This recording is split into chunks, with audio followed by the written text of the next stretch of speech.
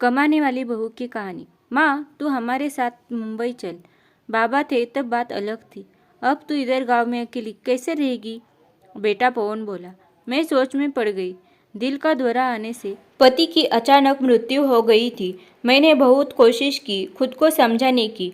13वीं के बाद सब मेहमान चले गए। बेटा पवन और बहू मिताली दोनों इंजीनियर थे। बेटा और बहू के साथ रहने जाना मत, ऐसी मेरी एक सहेली ने कहा था, क्योंकि कमाने वाली बहू को बूढ़ी सास जरा सी भी पसंद नहीं होती। तेरे वहाँ जाने से उनकी स्वतंत्रता में बाधा आ जाएगी। वह तुझे ताना मार मार के तेरा जीना हराम कर देंगे। जाने दो भाई, जब जिंदा थे तब उन्होंने अपनी सारी प्रॉपर्टी अपने बेटे के नाम कर दी थी। ऐसी परिस्थिति में बेटा और बहू यह मकान बेच सकते हैं और घर के सब पैसे लेकर तुझे एक एक पैसों के लिए तरसाएंगे। बेटे और बहू के साथ जाने के अलावा मेरे पास दूसरा कोई विकल्प नहीं था। 65 साल की उम्र में मेरे घुटनों के दर्द की वजह से मुझे हमारा राशन दुकान चलाना भी आसान नहीं लग रहा था। 13वीं का पूरा खर्च बेटे ने उठाया, पर छोटे मोटे खर्च के लिए बेटे के सामने हाथ फैलाना मुझे पसंद नहीं था और हमने बचाए हुए थोड़े पैसे मुझसे खर्च हो गए थे। अब परिस्थिति ऐसी थी कि मेरे पास 50 रुपये भी नहीं थे और यह बातें सोचने में मैं पवन को कोई उत्तर नहीं दे सकी। इतने में मिताली बोली, माँ, मुझे बताओ कि कौन सी साड़ी रखनी है, मैं आपकी बैग पैक कर रही हूँ। जब मिताली ने ऐसा कहा तब मैं उसे कुछ कह नहीं पाई, चुप रहकर उनके साथ मुंबई आई। पवन और मिताली यह दोनों मेरा बहुत ख्याल रखते थे। हम साथ बैठकर खाना खाते थे। उनकी याद नहीं आनी चाहिए, इसलिए दोनों मुझे बहुत खुश रखने का प्रयत्न करते थे। मेरा 7 साल का पोता रेहान तो दादी दादी कहते हुए मेरे पीछे पीछे भागता था। मैंने कौन सी भी चीज़ मंगाई कि वह मुझे तुरंत लाकर देता था। ये सब देखकर मेरे मन को बहुत शांति मिलती थी। मैं सोचने लगी कि लोग बेवजह ही आजकल के लड़के और लड़कियों को बदनाम करते हैं और कहते हैं कि बूढ़े माँ बाप का सम्मान नहीं करते, उनकी देखभाल नहीं करते।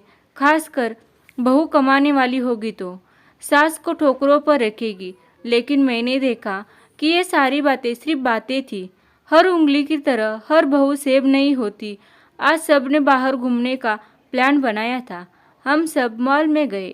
उधर घूमते घूमते पवन और मिताली एक दुकान में कुछ खरीदने के लिए रुके। मैं और रेहान थोड़ा आगे गए। आइसक्रीम की दुकान देखते ही रेहान बोला, दादी, मुझे आइसक्रीम खानी है। मेरे ऊपर जैसे बिजली ही गिरी, क्योंकि मेरे पास तो पैसे ही नहीं थे। दिन में कभी मुझे पैसे की ज़रूरत नहीं पड़ी, अभी क्या करे? मेरा उदास चेहरा देखकर रेहान वापस बोला, ले दो ना प्लीज़। माफ़ कर बेटा, मेरी पर्स मैं घर भूल गई। मेरे ऐसे बोलते ही रेहान मेरी तरफ एक अलग नज़रों से देखने लगा। उसको लगा कि आइसक्रीम लेनी नहीं है, इसलिए दादी बहाने बना रही है। पर मैं क्या कर सकती थी? मुझे खुद ही शर्म आ रही थी। मैं कैसी दादी हूँ जो अपने पोते को आइसक्रीम भी नहीं दे सकती। हमने बाहर ही खाना खाया। मिताली ने मेरे पसंद की काजू मसाले की सब्जी ऑर्डर की थी, पर मुझे वह पसंद नहीं आ रही थी। घर आने के बाद सबने थोड़ी देर टीवी देखी। पवन सोने गया। रेहान को क्या चाहिए और क्या नहीं, यह देखने के लिए मिताली उसके रूम में गई। मैं भी मेरे रूम में सोने जा रही थी, तभी मुझे रेहान की आवाज़ सुनाई दी, मम्मी, दादी बहुत कंजूस है। तू ऐसा क्यों बोल रहा है? हाँ मम्मी, जब हम मॉल में घूम रहे थे तब मैंने दादी से आइसक्रीम मांगी तो वह कहने लगी कि मेरी पर्स घर भूल गई हूँ। यह अच्छा है क्या मम्मी? कंजूस दादी। रेहान, क्या है? दादी के बारे में ऐसे बोलने से पहले तुमने सोचा नहीं क्या? तेरी दादी इस वक्त कितनी दुखी है, तू समझ नहीं सकता।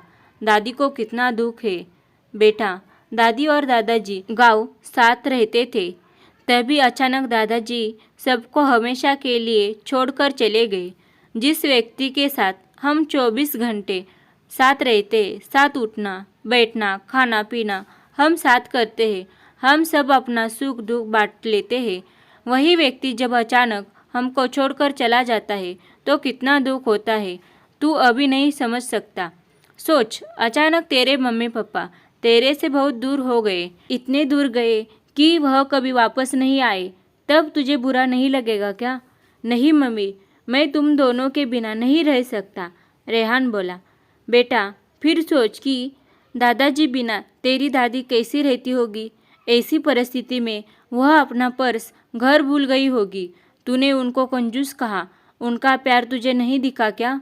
जब भी तुझे स्कूल से आने में 5 या 10 मिनट भी लेट हो जाता है, तब वह बालकनी में खड़ी रहकर तेरी राह देखती है। उनके घुटने में दर्द है तब भी। बेटा, किसी के भी बारे में अपनी राय बनाने से पहले उस व्यक्ति के दृष्टिकोण से सोचना चाहिए। यह बातें सुनकर मुझे मेरी बहू पर बहुत अभिमान हुआ।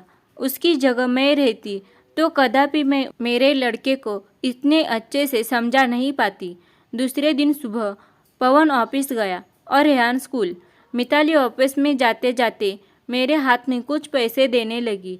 ये क्या है बेटा, मुझे पैसों की क्या ज़रूरत है? मैं बोली।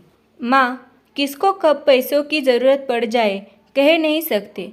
आप मंदिर जाते हो, कभी दान पेटी में डालो, कभी रेहान कोई चीज़ के लिए जिद की तो आप उसे वह चीज़ ले देना। पर बेटा, माँ, जब यही पैसे पवन ने आपको दिए होते तो आपने मना किया होता क्या? नहीं ना, आपकी बहू भी कमाती है, तो आप अपनी बहू से पैसे क्यों नहीं ले सकती? मिताली का कहना सुन के मेरी आंखों से आंसू आने लगे। जो मेरा बेटा नहीं समझ सका, वह मेरी बहू ने समझा। मेरी बहू जैसी बहू सबको मिले। मैंने भगवान से प्रार्थना की, ऐसी बहू मुझे हर जन्म में मिले। लोग बिना कारण कुछ कमाती बहुओं का दुर्व्यवहार देखकर सब कमाती हुए बहुओं को दोष देते हैं। कुछ बहुएं मिताली जैसी समझदार, सुलझी और बड़ों का आदर करने वाली होती है। यह कहानी आपको अच्छी लगी हो तो वीडियो को लाइक और चैनल को सब्सक्राइब करें। धन्यवाद।